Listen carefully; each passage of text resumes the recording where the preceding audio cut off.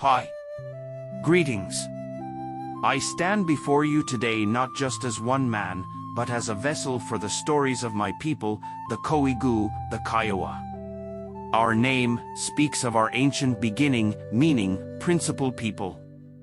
The stories carried on the wind and in the memory of our elders reach back far, to a time when we lived among the mountains, near the headwaters of the great rivers, in what you now call Montana and Wyoming. Our oldest tales speak of our emergence into this world through a hollow log, led by a supernatural figure. We were hunters then, living in concert with the world around us, close to our relatives, the Crow people. The land was harsh, beautiful, and it shaped us. We learned its secrets, respected its power. But the world is always changing. Forces pushed us, opportunities pulled us.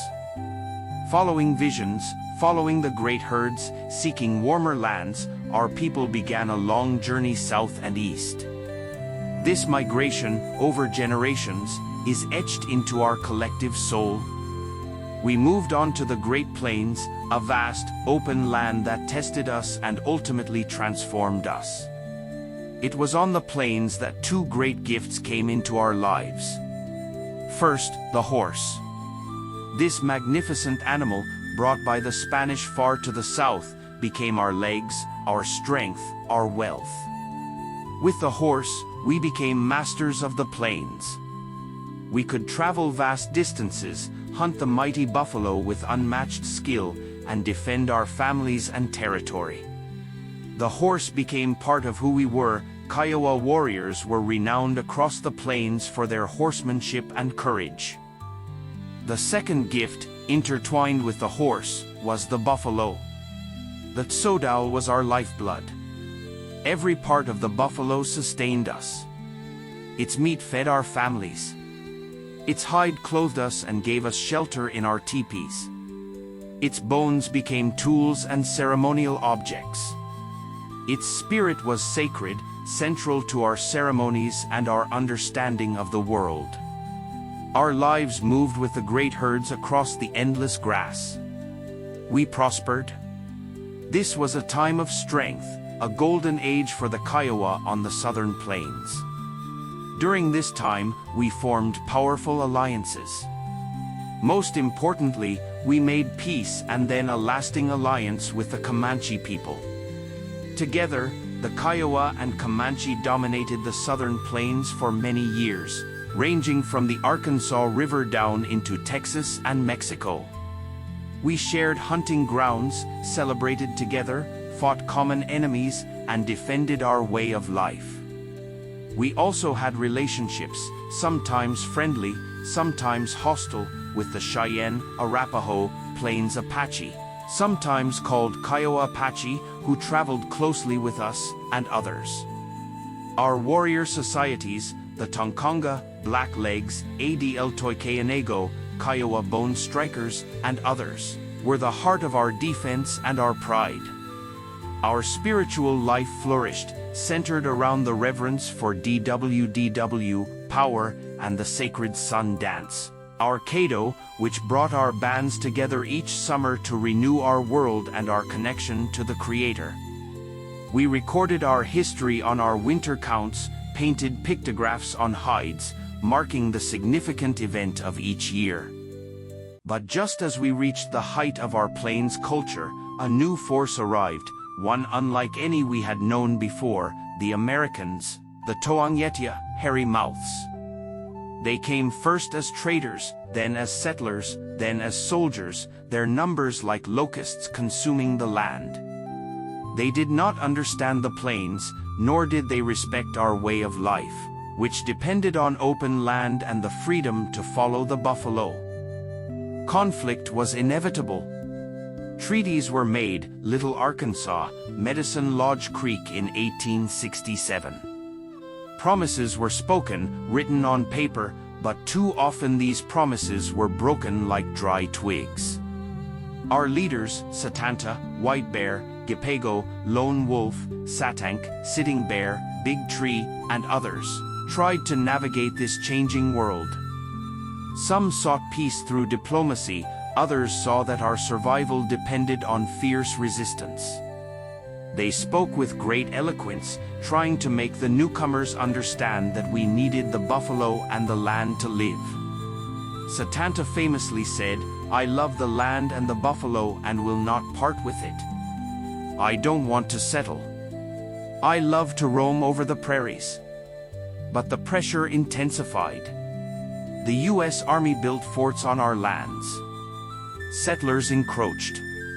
And then came the most devastating blow, the deliberate destruction of the buffalo herds.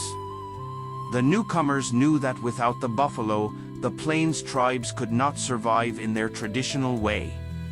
They slaughtered the herds by the millions, leaving rotting carcasses across the prairie, taking only the hides.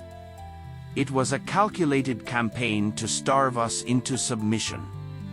The Red River War of 1874 to 1875 was one of our last great stands.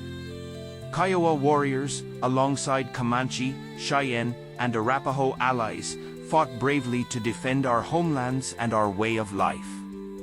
But we faced overwhelming numbers and firepower. Our leaders were captured or killed. Satank died resisting being taken to prison. Satanta and Big Tree were imprisoned. Gipego led our people through desperate times until his death. By the late 1870s, the fight was over. The buffalo were gone. Our freedom was gone. We were forced onto the reservation in Indian Territory, what is now southwestern Oklahoma. Life changed drastically. We were confined, dependent on government rations, forbidden from practicing many of our ceremonies, including the sun dance.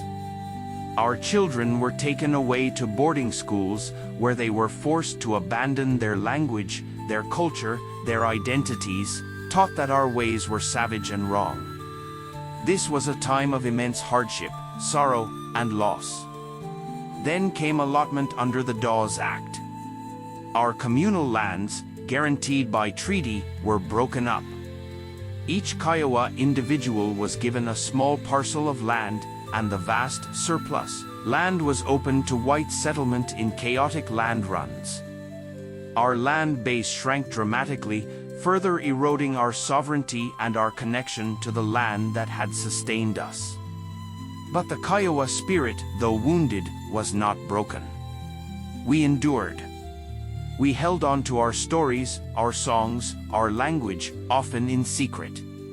We adapted. Our artists, like the famed Kiowa Six, gained recognition in the 20th century, bringing our unique artistic vision to the wider world, keeping our culture alive through new forms. We fought for our rights through the courts and through political action. We reorganized our tribal government under the Oklahoma Indian Welfare Act in the 1930s. Today, the Kiowa tribe is a sovereign nation headquartered in Carnegie, Oklahoma. We face many challenges: poverty, health issues, the ongoing struggle to preserve our language and culture in a modern world that often ignores or misunderstands us. But we are still here. We are rebuilding our nation, focusing on education, economic development, and cultural revitalization. We host powwows, teach our language to the young ones, honor our veterans, care for our elders, and strive to maintain our identity as Koigu. Our history is one of adaptation, resilience, sorrow, and strength. We remember the freedom of the plains, the thunder of the buffalo herds, the wisdom of our ancestors, the sacrifices of our warriors. We carry that legacy forward, not as relics of the past, but as a living people with a future still unfolding. We are Kiowa, and our story continues. Aho! It is finished.